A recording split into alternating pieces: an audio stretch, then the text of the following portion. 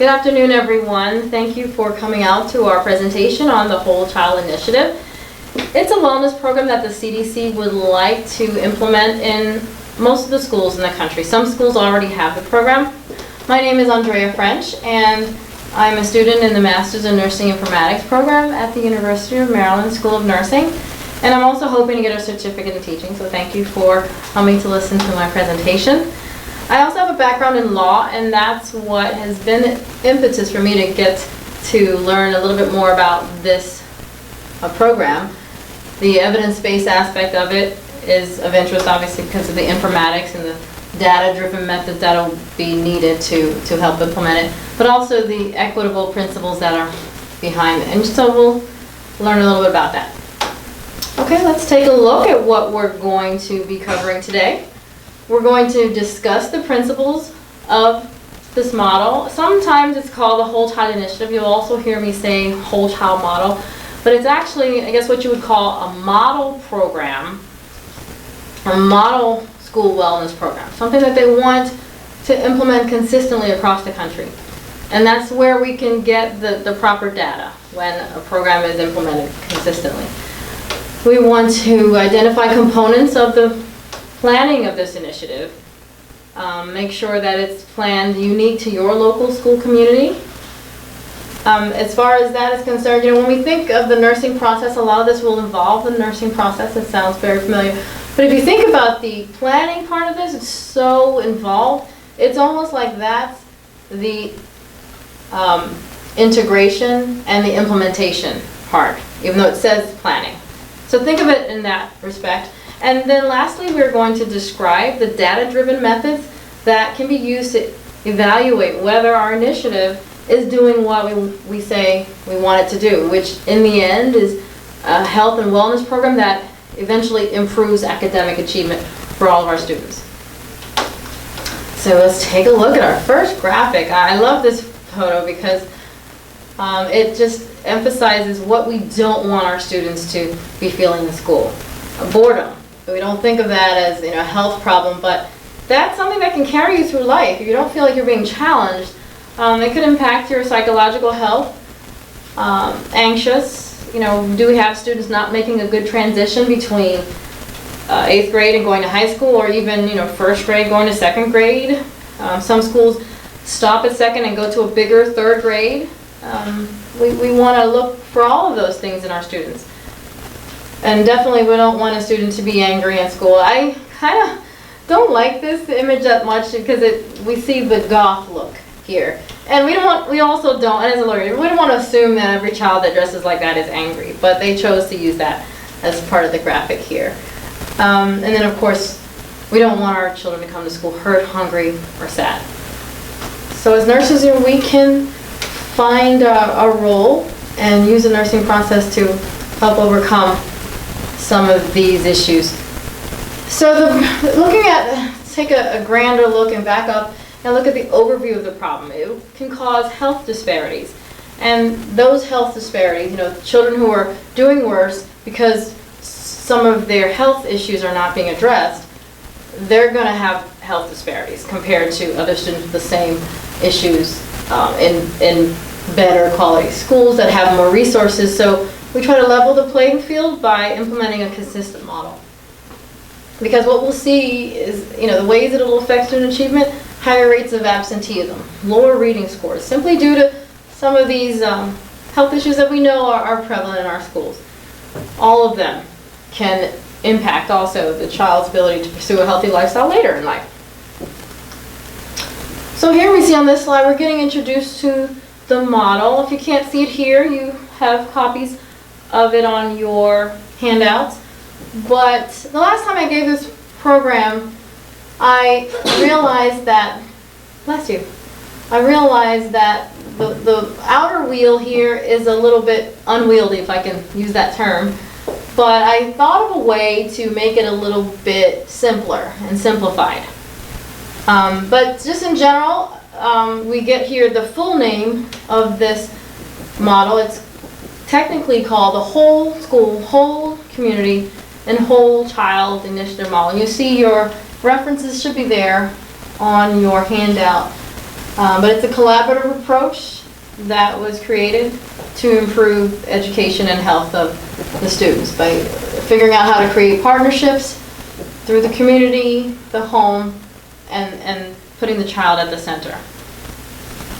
So what I did to help make it a little bit easier, there are 10 principles as part of the initiative. You know, we as nurses, we've got to handle the policy and process. We need to make sure those are implemented and we have those on record at our schools, and keeping the child in the center. But let's just take a look at making sure we're able to capture these 10 principles.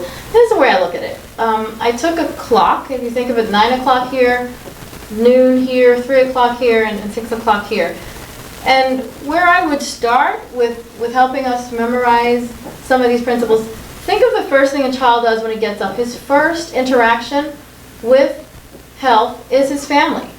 And your family is your community, and that's where you get your first kind of touch with health education. You're getting up, you're getting breakfast, and if you don't get it, your parents should, hopefully bring you to school in time that you can get it. We have a lot of schools that are giving out the free breakfasts now. And then the next aspect is when you get to school, here are the things that we can implement in school. We've got the PE, we've got that down. Some schools may be lacking in they've taken away physical education in some schools, but generally it's an aspect that the school takes care of, and that's where we as nurses can impact, what is the physical health of the child. Then nutrition and environment service, that's kind of the school, and health services, obviously the part of the initiative is making sure we're having the health services in the school or ensuring that we are doing the necessary referrals. And then we have counseling. So if you look at it, think of 9 to 12, you get to school.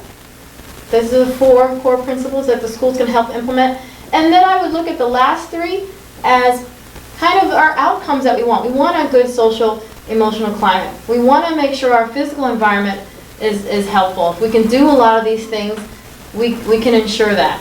And then employee wellness. If we've got a well-run program, and we're also able to look at keeping our employees, the health providers, the teachers, everyone will be involved in this. So look at it like a 3-4-3. Family and home, the first thing a child interacts with when they wake up in the morning, here's school, and here, at the end of the day, so to speak, this is where we want to be. That's one of the ways I think could be helpful in remembering the parts of the models. And we'll get into the other aspects a little bit later in the presentation. Let's look at the STAR that we just saw. 5 core principles of the whole child model. We want our students to be healthy. Each student, we want to make sure they're entering the system healthy and also focusing on creating programs where they can learn healthy practices. They will be self-directed and be very involved in creating their own wellness plan and with their families. Each student will learn in an environment that is physically and emotionally safe. Each student will be actively engaged in learning and feels connected to the school and their community. Each student will have access to personalized learning, and that will help them feel like they're supported by qualified, caring adults. Each student will feel that they are challenged academically, such that they will be prepared for college or lifelong learning and becoming global partners with participating in just, our world. I mentioned in the beginning, I do think that being bored is a critical aspect and can lead to other problems, just not feeling focused. And from there we get into just the inability to handle some of the basic stressors of school.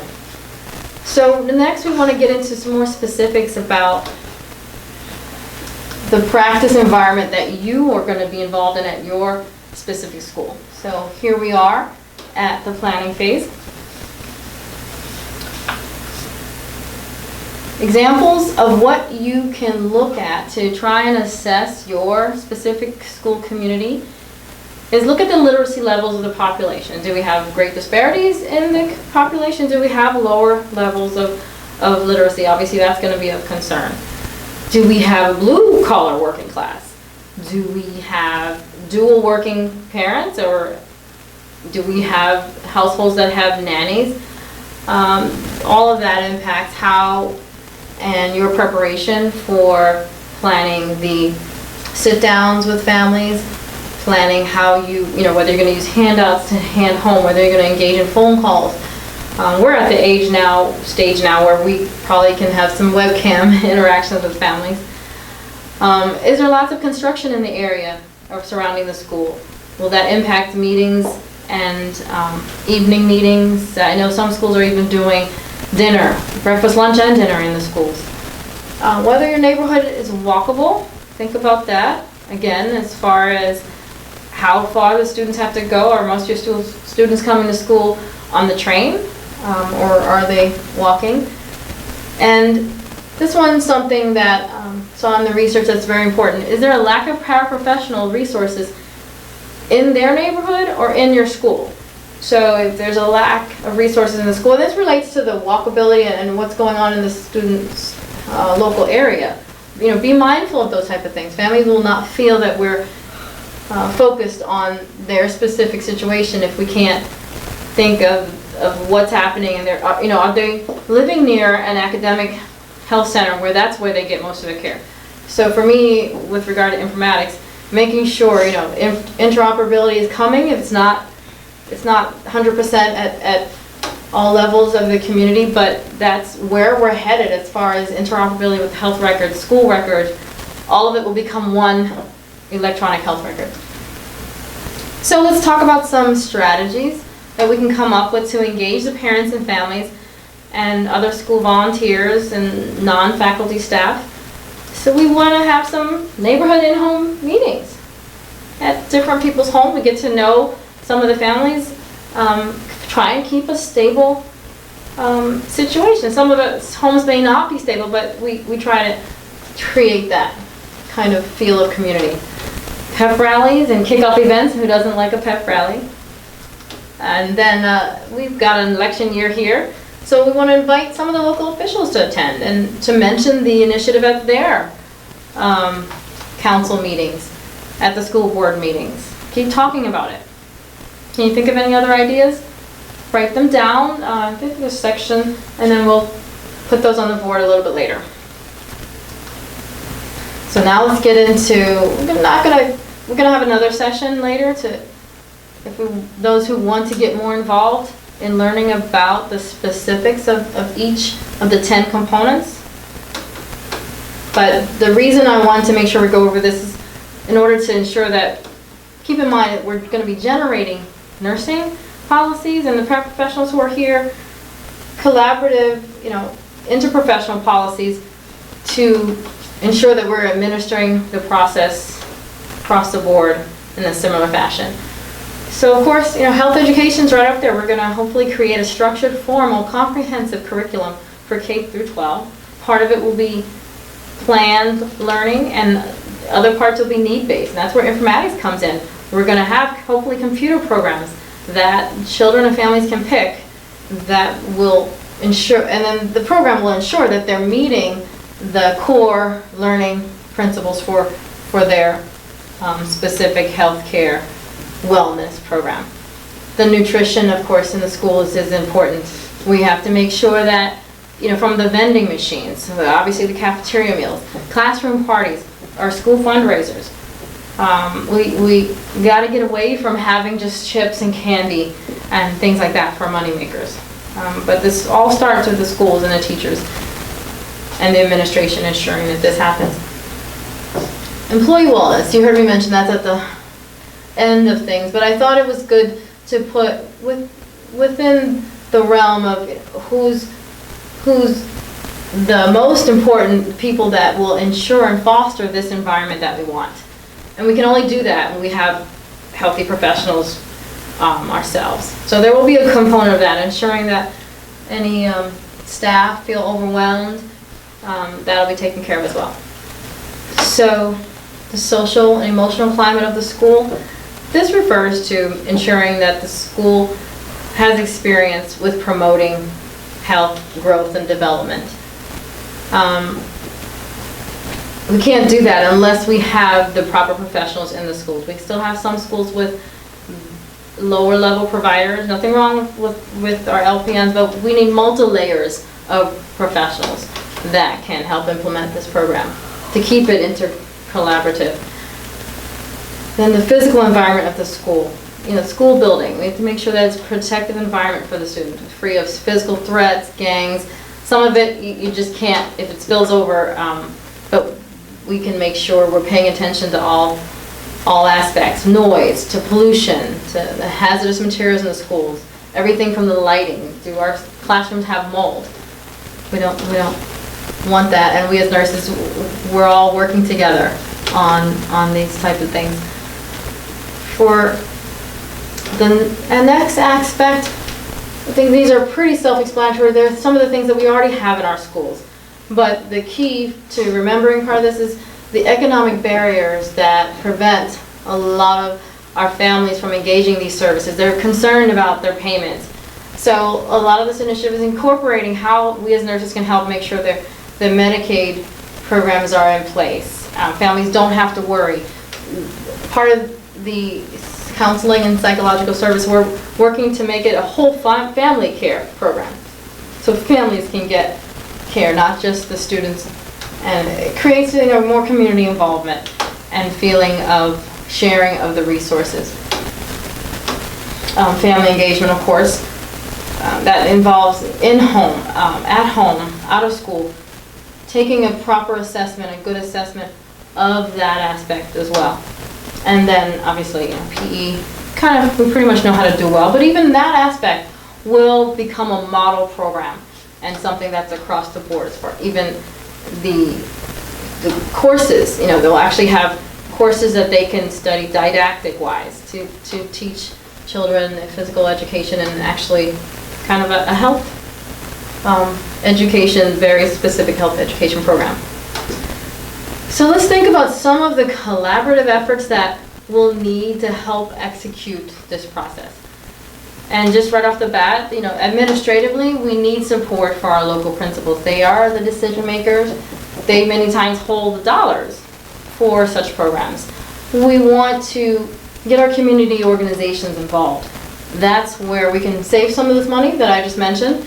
The university and the faith-based organizations, many of the churches have gyms in there on their properties, the universities obviously, and then our local gyms. Many of these gyms are empty during the daytime hours. And hopefully with the negotiating and contracts, of course, will be involved, but the sharing of the facilities will also create a sense of community as well as save some dollars, hopefully. And all of this, by the way, will be charted, and there will be people collecting all of this data, even down to how much is costing it, saving for cost-wise, and versus not implementing the program, and what deficits that will come. So all of that will be compared and correlated. We want to make sure, of course, we're partnering with the leading health organization, and we can't forget the National Association of School Nurses, and the ANA, of course, is very involved in this effort as well. So looking at evaluation, very important aspect, because why do all of this if we can't bring it down to the nitty-gritty of seeing how we're doing.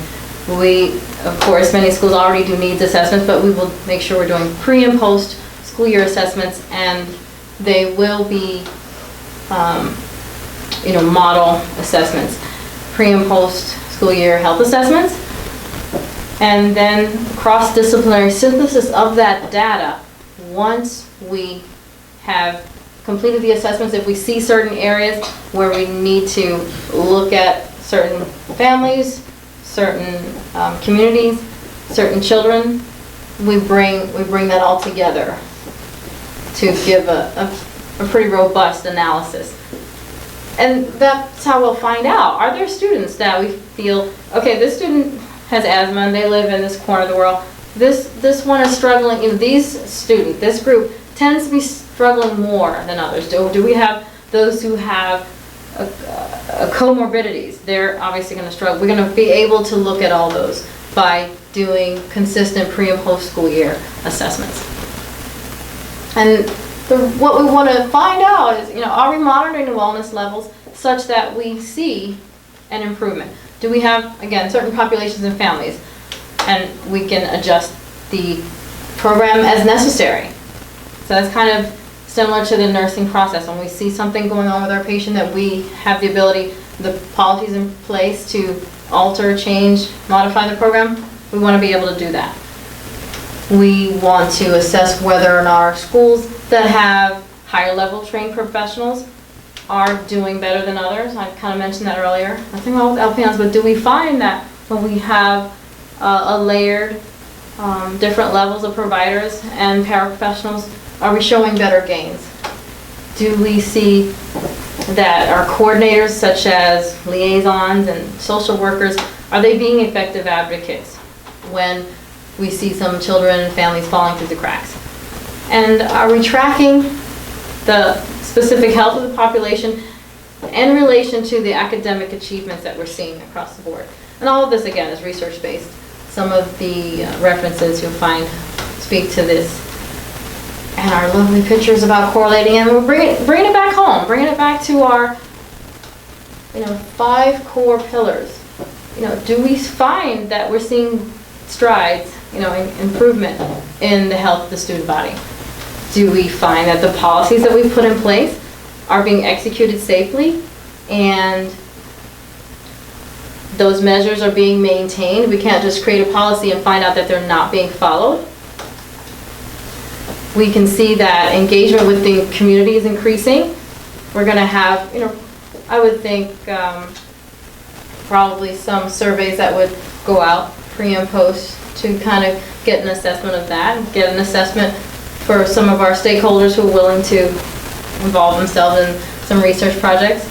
We want to make sure the supports are in place and they're accomplishing the outcomes that we've set out for the child or the family.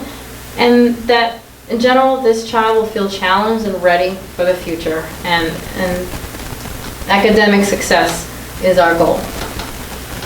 So some possible data outcomes that might be interested to our community stakeholders. We want to see an increased use of the wellness benefits. If we're trying to share, we want to be able to show them, here's where you can see where we were 2 years ago, and we see many more families are using the shared facilities. Something that we hopefully can see is college entrance scores, going up, and acceptance rates on the rise. The psychosocial aspects, we can look at crime statistics in the area. I mean, there's a lot that this model is hoping to improve, especially in our most needed communities that have the biggest health disparities. And then in general, sorry, I advanced a little too soon there. We're going to hopefully see some cost savings after implementation of this model. So that's pretty much a good introduction.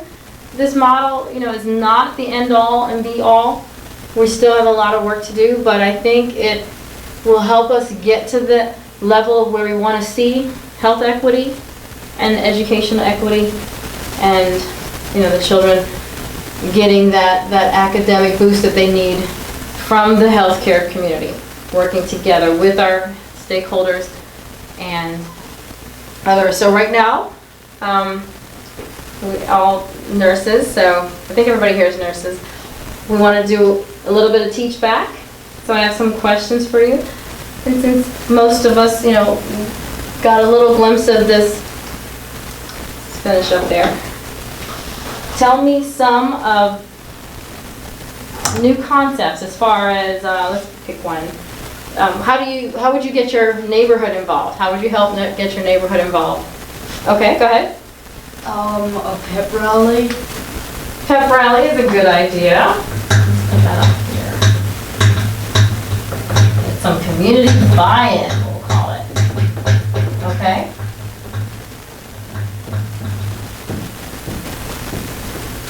Anybody else? Okay, go ahead. Neighborhood meetings? Yeah. We did mention that. On Spells Day. We want to get our families to get to know each other and have meetings in those homes if they feel comfortable, in their local community center if they feel comfortable. Well, let's see. Let's go over why this model could be so important to our students. We got some couple of children here that came in. Go ahead. We wouldn't want anybody to be sad or bored at school. That's exactly right. You would think about that one. You know, no, kids don't like to be sad and bored at school. Okay. Let's look at let's call this just our health emphasis for the kids. No sad, bored. Good. It impacts our, our ability to focus and study. Okay. Anybody else? One more? Go ahead. Healthy practices. Okay, we mentioned that we want our students to develop healthy practices. What's most important there, though? For life. For life. Okay, this will be such a core all the way through K through 12 that by the time they are, say in high school, seniors in high school can even help, ninth graders that implement, think of that wheel. It's gonna continue to return, hopefully a return on investment there, and it'll be so ingrained that by the time students are finished with this school, that they will feel that they're confident to get out there and live healthy lives. Thank you very much, and we will have another presentation and get more in depth in these as the coming weeks. You'll see more and more of these presentations. Thank you very much.